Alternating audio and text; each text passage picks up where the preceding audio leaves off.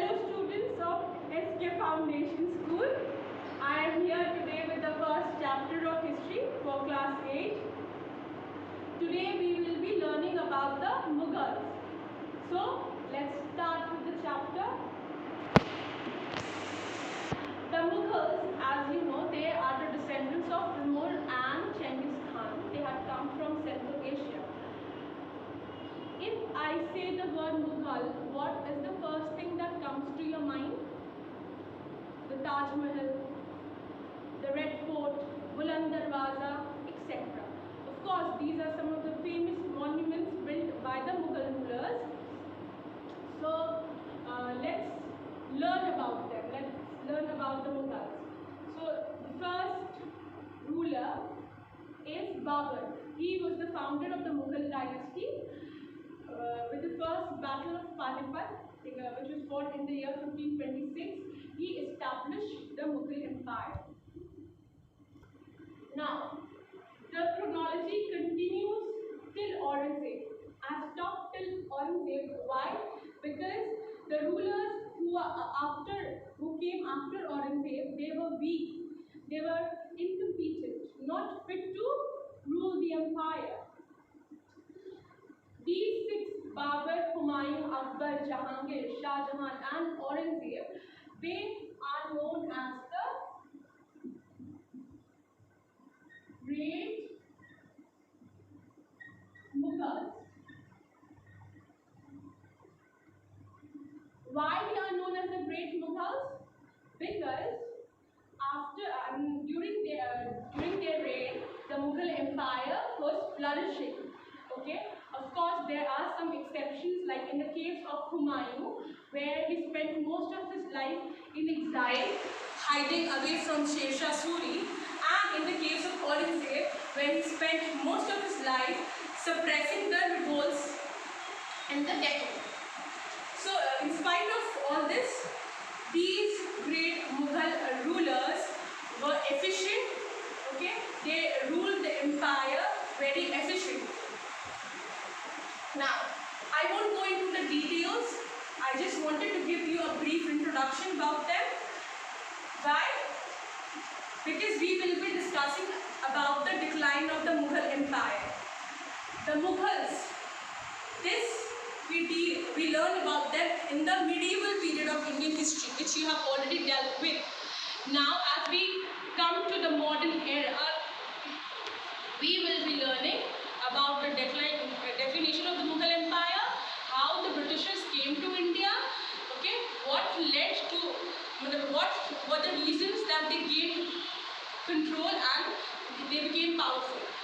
So as we move on to the modern period, we'll have to know about the decline, because it was during the decline of the Mughals that the British slowly and gradually gained power. So let's move on to the chapter, the decline of the Mughal Empire. The period of the Great Mughals, which began in 1526, as I have already stated, it was the year in which the first battle of Panipat was fought against the last Lodi emperor, Ibrahim Lodi. So, the Great Mughals, the period of the Great Mughals, which began in 1526 with Babur's succession to the throne, ended with the death of Aurangzeb. When Aurangzeb died, the empire of the Mughals was the largest in India. As you can see from here, in the map, which was, first at that time, Pakistan and India were considered as one nation. So from Kabul till, Bengal in the east and in the south, see the extent of the empire, this large empire. Okay, so when Aurangzeb died, the empire of the Mughals was the largest.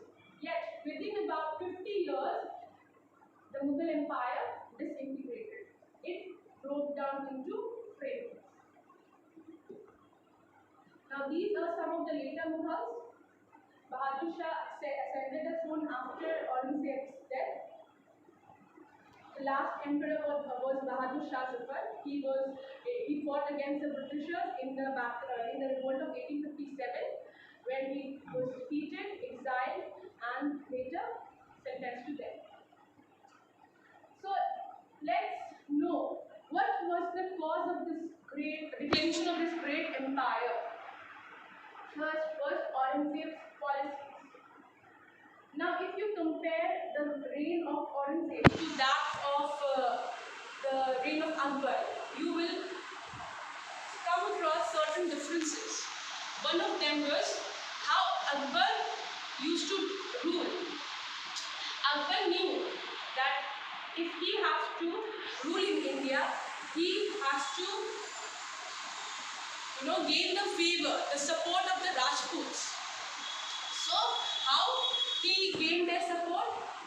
He married various Rajput princesses, okay, granted them favors, granted them high post in his army, in his court, whereas Aurangzeb didn't do so. Aurangzeb failed to realize that the vast Mughal empire depended on the willing support of the people. If the people are united, then only the king can rule efficiently, right?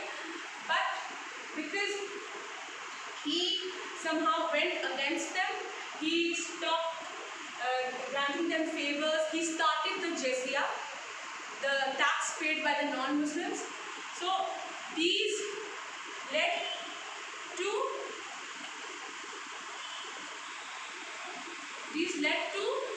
the Rajputs turning against them.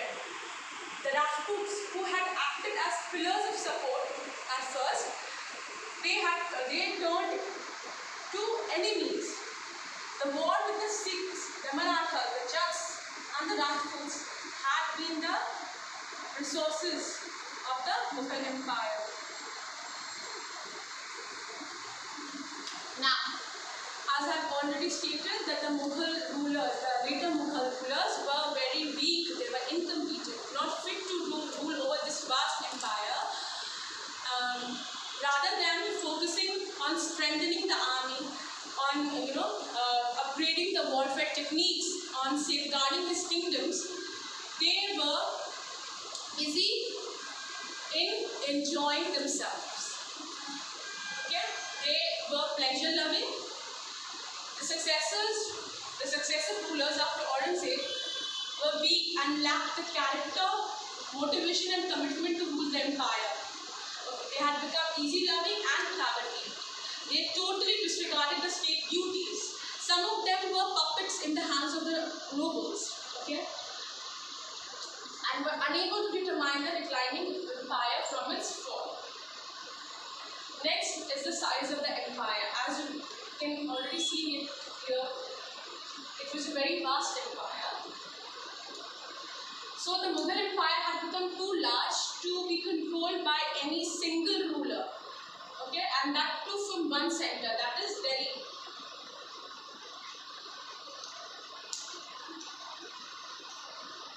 It was unable for a single ruler to sit in Delhi and have control of such a vast empire. As I have already stated, that they were weak, so they were unable to control such a vast empire.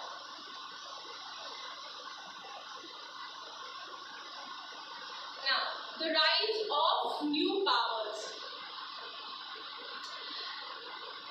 Because of Aurangzeb's policies, because of his intolerant attitude, the groups disintegrated.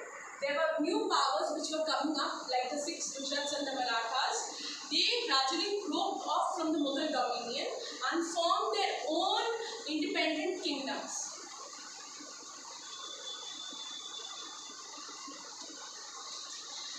Jagirdari crisis. Jagir means land, and crisis means shortage of something. So Jagirdari crisis is actually shortage of land. Now, if you do something good, if you come first in your exams, your parents are very happy. So what they do? They usually reward you, right?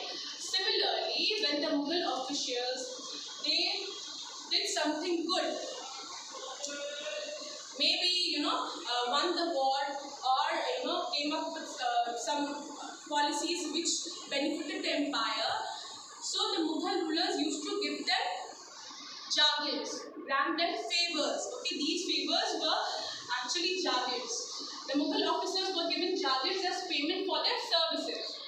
Now, what happened? Towards the end of the 17th century, there were very few lands left. So to compensate them, to pacify them, what did they do? They converted crown lands. Crown lands are actually the lands belonging to the throne, as in the king. So they converted those crown lands into jagirs and used to give to the nobles. This led to the loss of revenue from the royal treasury. Economic bankruptcy. As we have already seen before, that because of the crown lands being converted to jagirs, there were very few lands left, and there was a shortage. Money was taken from the royal treasury. Similarly, because the Mughal rulers spent lavishly on building monuments,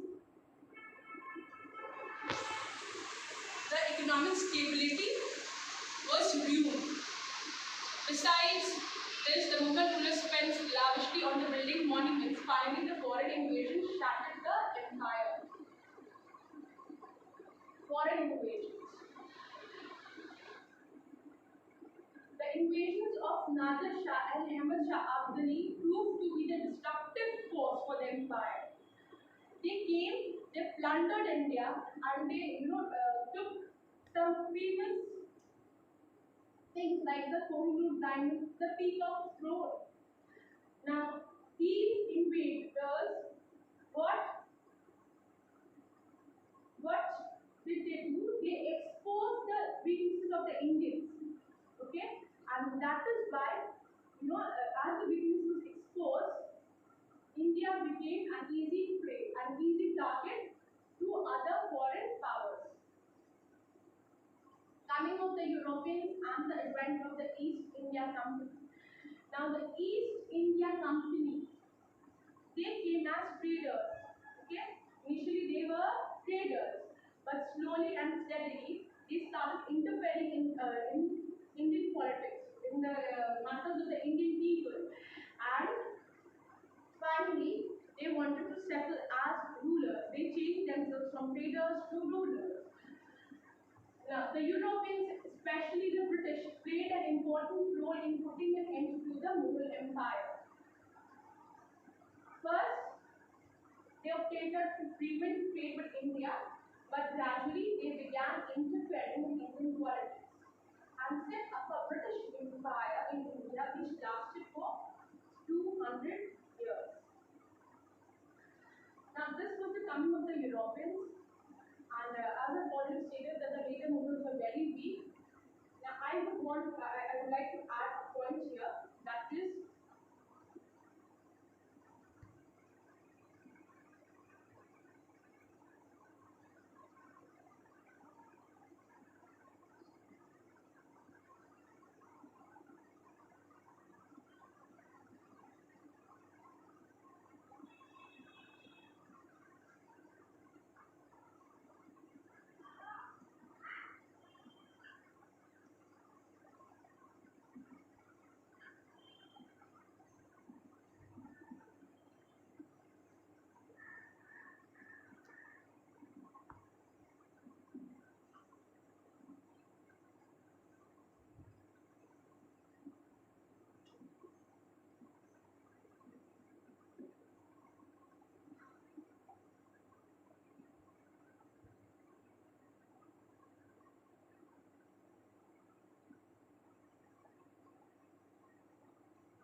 now, these two battles, the battles of Buxar and the revolt of 1857.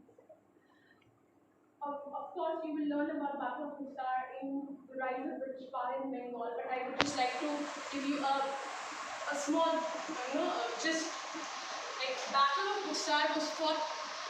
Battle of Buxar was fought between, Mir Qasim.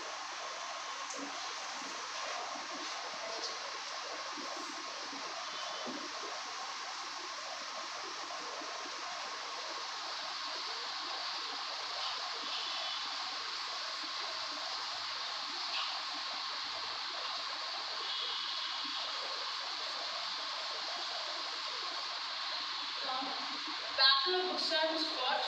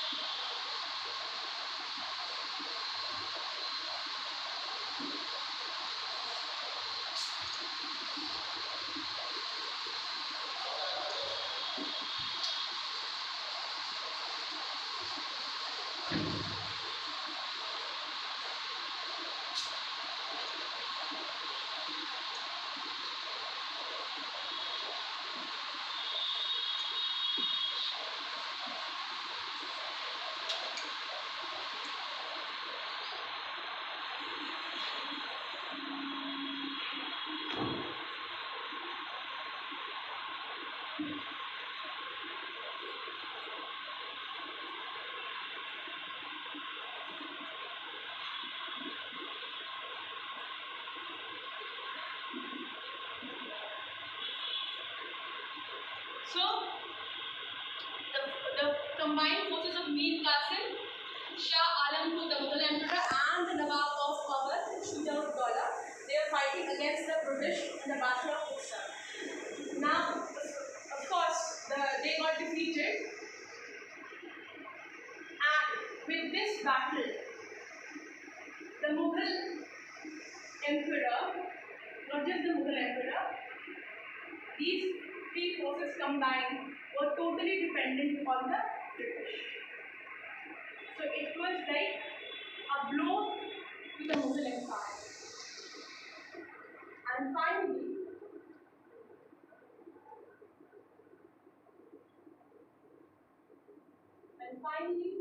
with the Battle of 1857, the revolt of 1857, or the Second Mutiny, or the First War of Indian Independence, whatever you call it. So, with the revolt of 1857, the Mughal Empire was completely shattered. Because the last Mughal emperor, Bahadur Zafar, was defeated. He was captured, sent to the moon, and finally sentenced to death. So with this, we come to the decline of this great empire. Now let me give you a quick recap for the causes of the Mughal Empire.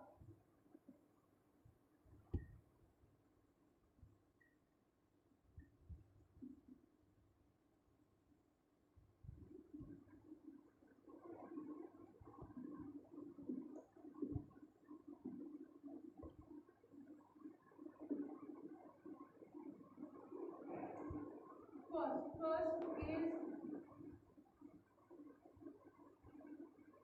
Aurangzeb's policies.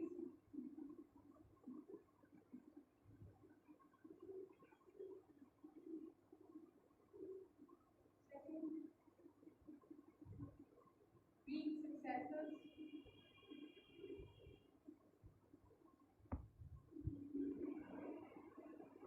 Third, the size of the empire, which is too vast to be controlled by a single ruler.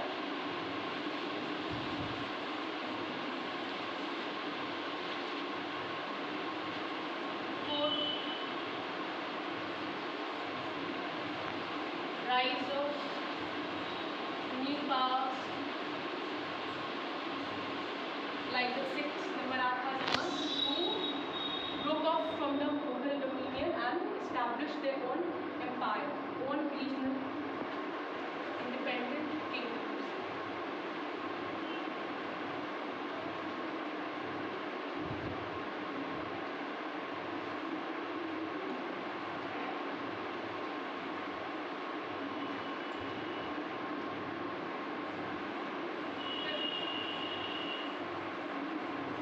Jagirdari crisis, shortage of Jagirs or the lands given to the nobles. Sixth is your economic bankruptcy because of the they spent lavishly on building monuments, and also adding to it the Jagirdar, the towners which were converted as Jagirs. So this all led to economic bankrupt.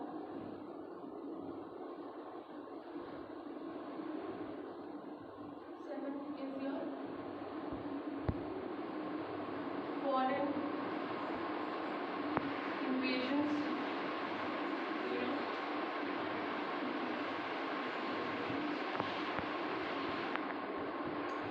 Invaders like Nadir Shah and Ahmad Shah Abdali who came to India and plundered it. Eighth, last but not the least,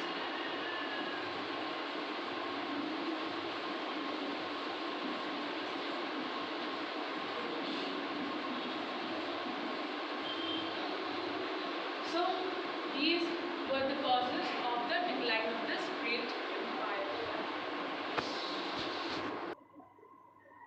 So this is all for today. I hope you have understood the chapter. I understand that some of you may find history very boring, but I recommend you first understand the chapter rather than mulling it up. I could have directly moved on to the decline of the Mughal Empire, but I gave you a brief introduction about the Mughals. It wasn't in your syllabus, it was not a part of your syllabus. It deals with the medieval period of Indian history, but still I gave you a brief introduction about the Mughals. Why? Because I wanted you people to have a better understanding. You can grasp the situation. Like for example, if you will, compare the Aurangzeb's reign to that of Akbar, you can find the cause for the decline. Because of Aurangzeb's policy, his attitudes towards the Rajputs or towards people who did not belong to his religion. So his attitude towards them were opposed to what Akbar followed. So these were some of the causes. If you know about them beforehand, if you have a brief idea, a general idea about the Mughals, you may be able to find out the causes.